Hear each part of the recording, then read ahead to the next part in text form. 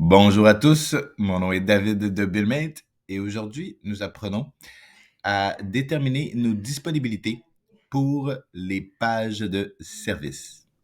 Alors, la première chose que nous devons faire, c'est cliquer sur Équipe. Dans l'éventualité que vous donnez, vous que vous êtes pourvoyeur ou pourvoyeuse de service, les gens doivent pouvoir sélectionner selon les plages horaires que vous êtes disponibles et pour les déterminer, c'est très simple. Alors, comme j'ai dit, vous cliquez sur Équipe et vous accédez aux différents membres de l'équipe.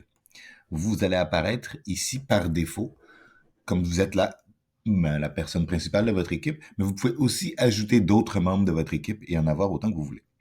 Donc, maintenant, en l'occurrence, on va cliquer sur la première personne ici, Sarah Claude, afin de déterminer ses disponibilités. Alors, lorsqu'on clique sur Sarah Claude, nous arrivons directement dans son profil.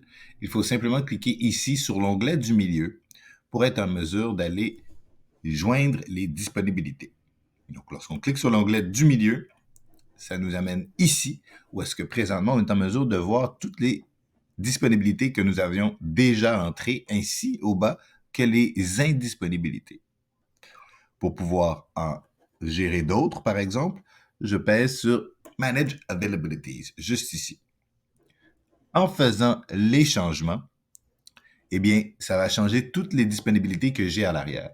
Donc, si je veux simplement maintenant, à partir de maintenant, être disponible que les dimanches et les lundis, eh bien, je sélectionne seulement dimanche et lundi. Et ensuite, je vais sélectionner les plages horaires que les clients vont être en mesure de pouvoir voir lorsqu'ils font la réservation.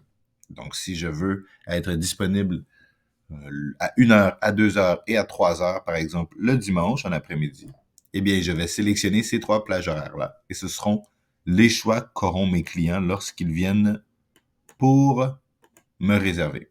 Pour en ajouter, je pèse sur le plus. Pour l'effacer, je pèse sur la corbeille. Alors voilà, compte tenu que j'en veux 3, je vais sélectionner mes 3.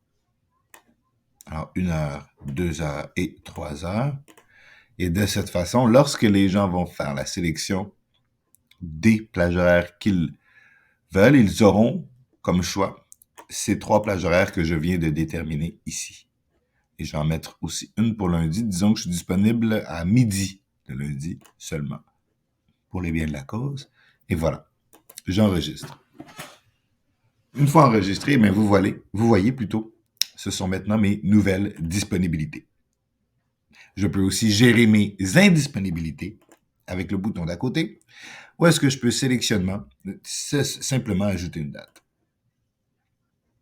Et voilà, lorsque la date est ajoutée, eh bien, ces journées sont maintenant dans mes journées d'indisponibilité.